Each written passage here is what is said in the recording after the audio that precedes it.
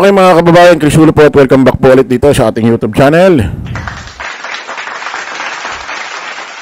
Okay, ito mga kababayan, pag-usapan ho natin si Pangulong Bongbong Marcos at ito hong pangalawang Pangulo ho natin na si Vice President Inday Sara Duterte. Ito hong ating Vice President sa kasamaang palad. Grabe ito ha. Sa unang pagkakataon, si Pangulong Bongbong Marcos ay nagsalita against ho dito sa kinasasangkutan ho ni Vice President Inday Sara Duterte. Dito ho sa impeachment trial case niya diyan sa Senado na naka-archive muna mga kababayan ha. Maliwanag, naka-archive, hindi ho naka-dismiss. Hindi yun na basura, naka-archive. So, sa makatuwid ay ano lang yan dyan, naka-abang-abang, naka-floating lang dyan. Anytime, pwede isampal sa mga DD shit.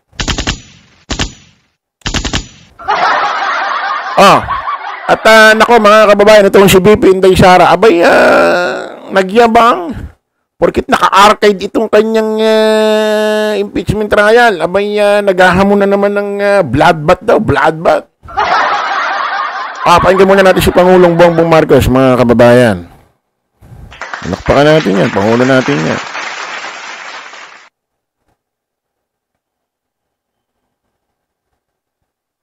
Wala raw magawa si Pangulong Bongbong Marcos sa impeachment ni Vice President Sara Duterte, pero hindi pa raw lusot ang bise. Sabi ng ilang mambabatas at dating maestrado, may sablay sa desisyon ng SC at kung mapatunayan yan, pwedeng matuloy ang impeachment trial. Narito ang aking report.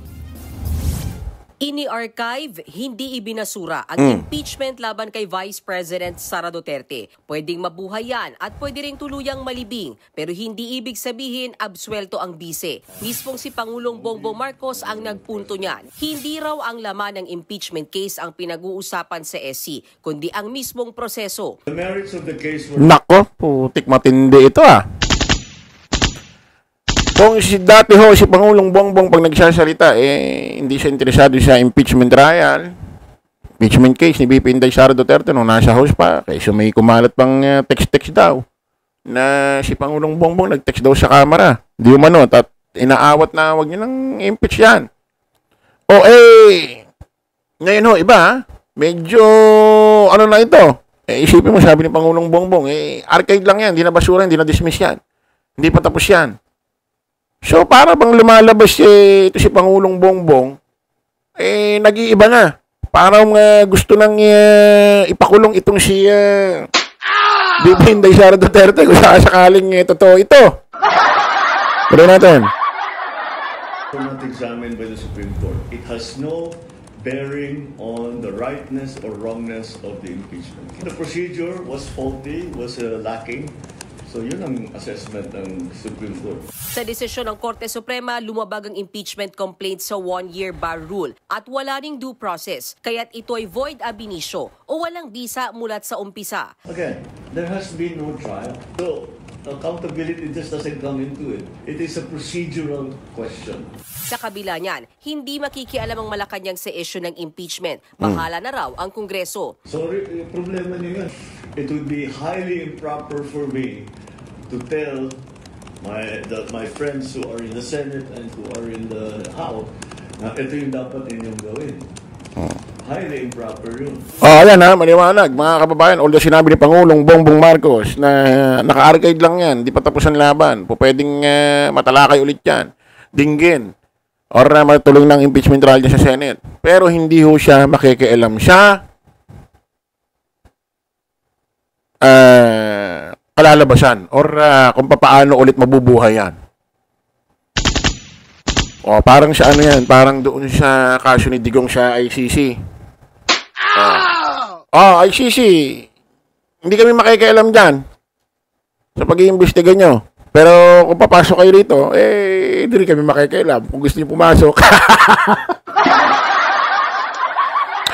Di ba? Mas okay yan. Para kung lumabas man, kung sakaling mabubuhay ang impeachment trial ni BP Inday Sara Duterte, guilty man or hindi, hindi nakialam si Pangulong Bongbong.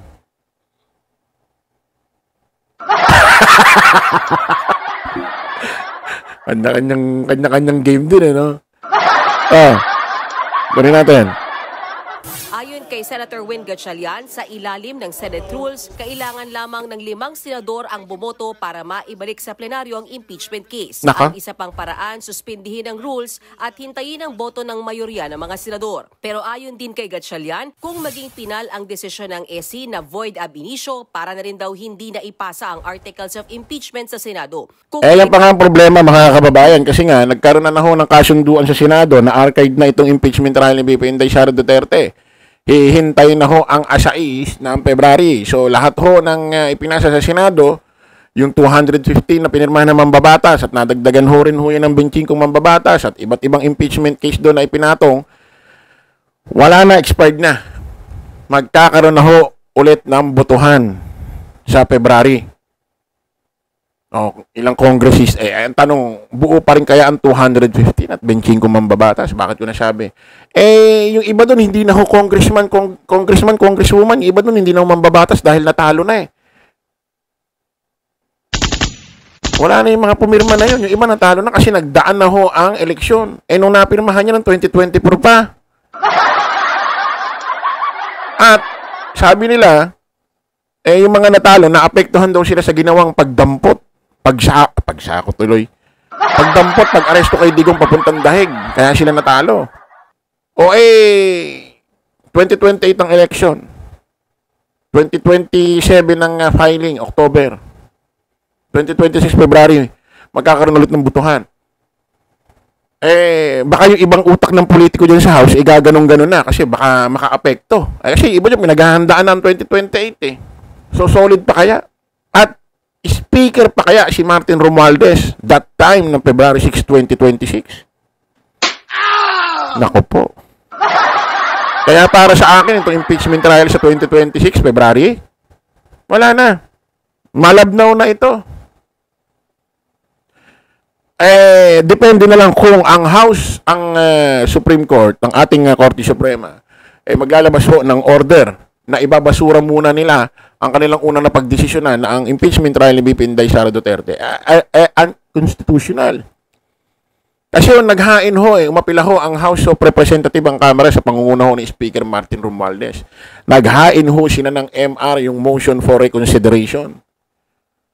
Ang problema, nagbotohan na sa Senate. Paano kung ibabasura bigla ng Korte Suprema? Sige, tuloy niya, dinggin nyo na yan. Di wala rin magagawa ang Senate. Paano naman pagbobotohan nyo kung susundin nyo? Ang gulo ng Pilipinas.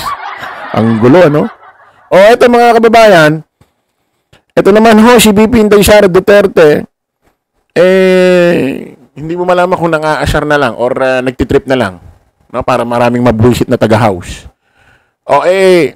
Isipin nyo mga kababayan, porkit alam nyo na-archive ang kanyang impeachment trial. Naghahamon, sayang daw, nangihinayang siya at gusto niya raw ng bloodbath. Bakit naghain si Attorney Torion? Ang iyong kampo na ipawalang bisa sa Korte Suprema ang ipinail ho na impeachment ng House. Siyempre, alam mo yun, abogado mo yun eh. Siyempre, inutos mo yun. Tapos kayo magsasabi ka, nangihinayang ka. Di sana hindi kayo gumawa ng kahit anong galaw para, kahit anong petisyon sa Korte para na-hearing sa Senado. Tapos kayo magyayabang, nangihinayang daw siya na archive. Gusto niya raw ng bloodbath. So, nangaasar na lang ito mga kababayan. Pakinggan nyo. Yes, kinahanglan nato respetuhon no ang role sa ato. Teka, medyo Bisaya pero magtatagalog siya rito. Pero according dito sa balita ng Philippine Star, VP Sara Duterte nangihinayang sa pag-archive ng Senado sa impeachment articles. So nagyayabang na lang ito mga kababayan, pakinggan ho natin. Ang Senate of the Philippines dinhi sa ato ang nasod ug sa ato ang demokrasya. So kung mauna ang decision sa majority sa members of the Senate, everyone must follow and respect that decision of the Senate.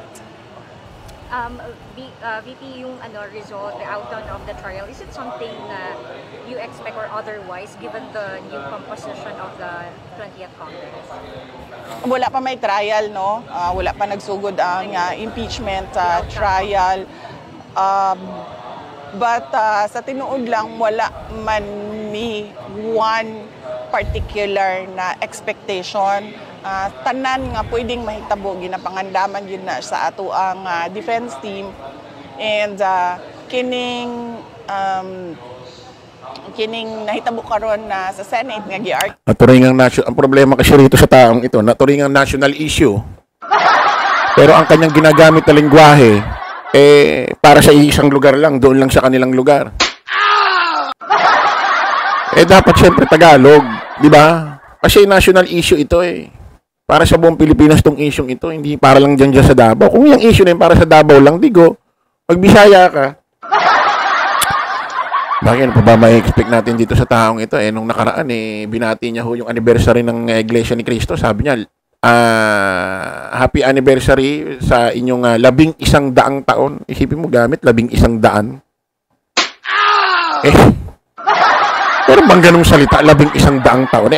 Ang 11 ginagamit lang from 11 to 19. 11, 2, 3, 4, 15, 16, 17, 18, 19. Pagtungtong ng 20, wala nang labi. Kasi 20 na. Tapos sasabihin mo, 1100 taon. Ano yan? Lasang abogado ito. Archive nila ang impeachment complaints. Isa sa posibleng mga mahitabo, and as I said, we need to respect the decision of the Senate.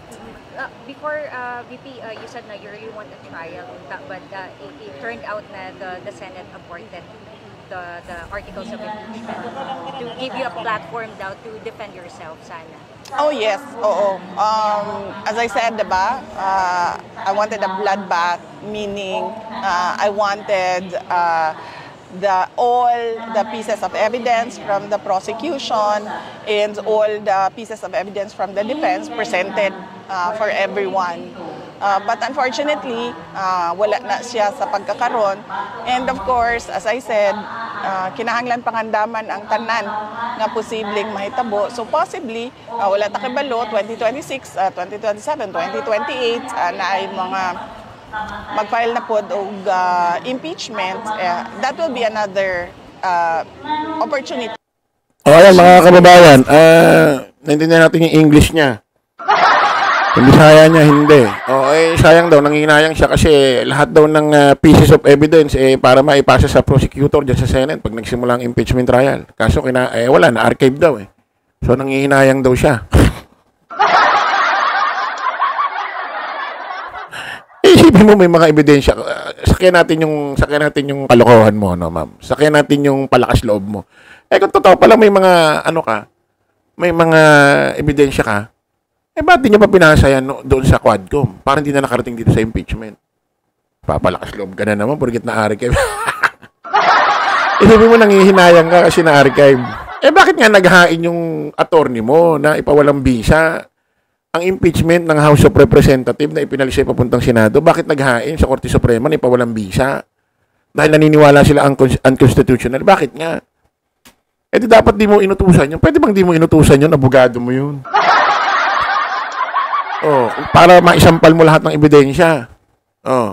Kaya nga sana nga matuloy ito para makita natin kung ano yung sinasabi niya mga ebidensya, isasampal niya raw. Lahat daw ng piece of evidence, sasampal niya raw sa prosecutor dyan sa Senate. Nangyari dito sa babaeng to. Seryoso pang magsalita, alam mo, tunay. Feeling ano na naman ito. Ibang anyo na naman. Ibang anyo na naman ang pinakikita. Para bang... Ay, nako! Nangyari na sa Pilipinas. Okay mga kababayan, kita tayo sa panibagong vlog. That's it, bye-bye.